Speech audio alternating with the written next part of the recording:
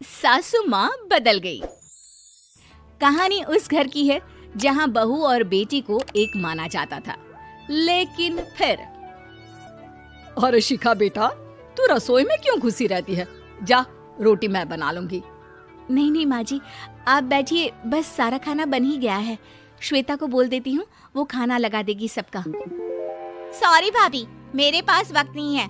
माँ, मुझे पैसे देना, पार्लर जाना है। हाँ हाँ चली जाना, भाभी को भी ले जाना। वो भी जाने को बोल रही थी पार्लर, पर पहले ना मदद कर दे उसके खाना लगाने में। देख माँ, वो बहू है, उसे बहू रहने देना, इतना सर पर मत चढ़ा भाभी को। श्वेता, ज्यादा मत बोला कर। बहू और बेटी में कोई फर्क नहीं होता है। जा जाकर काम कर। ननद को माँ का भाभी से इस तरह प्यार करना बिल्कुल अच्छा नहीं लगता। वो बार बार किसी न किसी तरह माँ को भाभी के खिलाफ भड़काती रहती, लेकिन कोई फायदा ना होता। एक रोज, अरे बेटे किशन, जा बहू को कहीं घुमा कर ला, सारा दिन घर में काम करती रहती है। हाँ हाँ माँ, हम लोग जा रहे हैं ना गोवा। अच्छा जी, भाभी ने तो हमें बताया भी नहीं। वैसे तो सारी पंचायत करती है, ये गोवा वाली बात क्यों छुपा गई हमसे? अरे क्योंकि उसे खुद नहीं पता था बहन। मुझे टिकट सस्ती मिल रही थी तो मैंने बुक कर दिया। हाँ शिखा, पैकिंग कर ले, संडे हम जा रहे हैं गोवा। दोपहर में शिखा पैकिंग कर रही थी कि सास आ जाती है। ये क्या बहू, साड़ियाँ? अरे गोवा जा रही है घूमने या फिर शादी में मायके हैं? माँ जी, ऐसा कुछ है ही नहीं, समझ में नहीं आ रहा क्या रखूं कपड़े में। अरे तेरी और श्वेता की साइज तो एक ही है, उसके कुछ मॉडर्न कपड़े ले ले, आकर लौटा देना। हाँ माँ जी, ये ठीक रहेगा। शिखा श्वेता के पास जाती है और उससे कपड़े मांगती है। ना जी ना, मैं अपने कपड़े ना दूं, वैसे भी फैल जाएंगे मेरे कपड़े, बहुत महंगे वाले हैं। शिखा मुंह लटकाकर कमरे में आ जाती है तो सास कहती है, चल तैयार हो जा, तुझे मैं शॉपिंग करा कर लाती हूँ गोवा की। बस फिर क्या था, सास बहू निकल जाते हैं मार्केट और एक से बढ़कर एक ड्रेस खरीद कर घर आते हैं। पहले बता देती कि नए कपड़े दिलाने वाली है भाभी को, तो मैं अपने ही दे देती ना भाभी को, मुझे दिला देती नए कपड़े। देख श्वेता, परिवार का मतलब सबके साथ रहना होता है, ना कि सिर्फ अपना सोचना। वैसे भी तुझे अच्छे संस्कार सीखने चाहिए। और रही बात कपड़ों की, तो शिखा, आज से घर पर भी तू मॉडर्न कपड़े ही पहनेगी। कोई जरूरत नहीं है ये साड़ी वाड़ी लपेटने की। अब क्या था, घर पर श्वेता और शिखा एक जैसे रहते। एक बार पड़ोसन आती है। अरे बेटा, अपनी माँ को तो बुलाना जरा, बात करनी है। शिखा सास को बताती है और रसोई में चली जाती है। ये आपकी बेटी बहुत बड़ी हो गई है, इसके लिए एक रिश्ता है, कहो तो बता दूं। ये बेटी नहीं बहू है, घर में सब एक जैसा ही रहता है। वैसे मेरी बेटी भी बड़ी हो गई है, कोई रिश्ता हो तो जरूर बताना। पड़ोसन रिश्ता लेकर उन लोगों के घर आती है। तब श्वेता की होने वाली सास कहती है, तो ये घर है, कितने मंजिल का है? और ये बहू ने आपकी क्या पहन रखा है, जीन्स टॉप? अरे भाई, साड़ी वाड़ी नहीं है क्या इसके पास? देखिए, सर्दी है तो साड़ी में बहू कैसे मैनेज करती, वैसे पहनती है साड़ी भी। देखिए, हम लोग ठहरे पैसे वाले लोग, कोई कमी नहीं है हम लोगों के पास पैसों की, बहुत पैसे हैं, जमीन, नौकर चाकर, कार, सब कुछ है, लेकिन घर में संस्कारी बहू चाहिए। समझ रही हैं ना आप?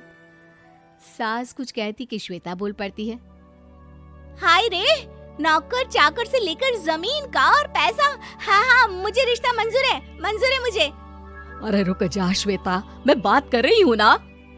देखिए, हम लोगों के घर इतनी आजादी नहीं मिलेगी। अरे हाँ कर देना माँ, हाँ कर दे जल्दी से। सास क्या करती, बेटी की शादी ऐसे घर में कर देती है जहाँ ना उनके विचार मिलते हैं और ना ही आचार। शादी के बाद एक रोज फोन पर, श्वेता बेटा, एक बार घर आ जा, बहुत दिल करता है तुझे देखने का। माँ, वो घर पर बहुत काम होता है, कैसे आऊँ? बड़ा घर है, लेकिन आने जाने वालों की लाइन ही लगी रहती है। बेटा मैं तो जानती थी उस घर का हाल, लेकिन तू ही नहीं मान रही थी। माँ देख, हर घर का यही हाल है। तेरी बेटी को यहाँ घूंघट हटाने की परमिशन नहीं है और एक तरफ भाभी स्कर्ट पहनकर घूम रही है।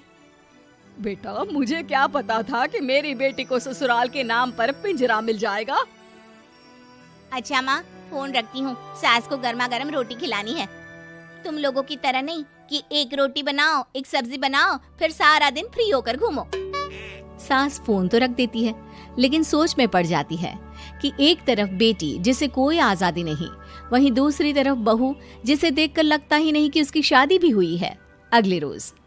शिखा, अरे ओ शिखा। हाँ माँ, क्या हुआ? कुछ चाहिए आपको? मैं जिम जा रही थी। जिम के कपड़ों में बहू को देखकर सास को घूंघट में अपनी बेटी का ख्याल आता है।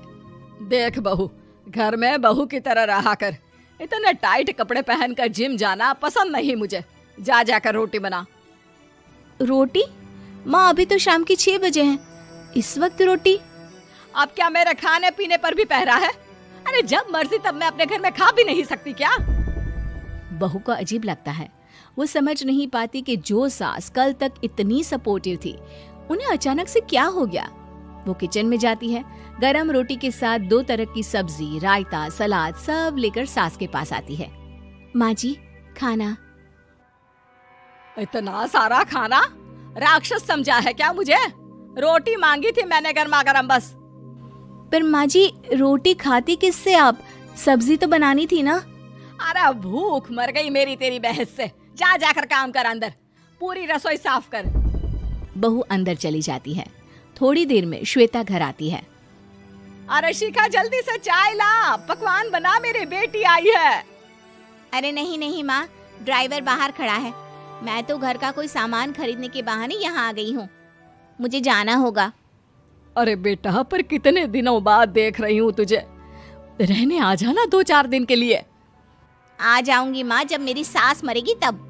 मैं तो रोज मन्नत मानती हूँ कि मेरी सास मर जाए तो अच्छा है। अच्छा चल, जा रही हूँ माँ। हे भगवान, कैसे कैसे दिन देखने पड़ रहे हैं मेरी बेटी को।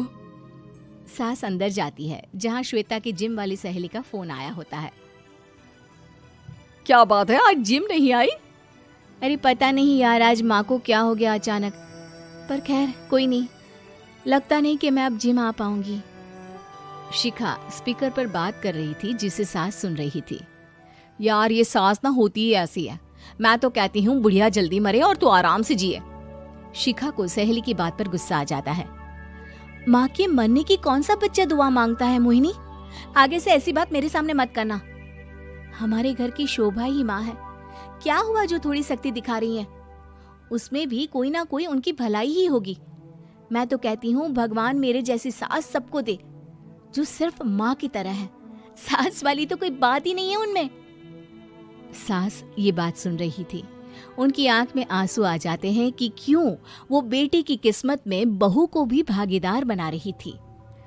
शिखा, अरे ओ शिखा, क्या हो गया? जिम नहीं जाना क्या?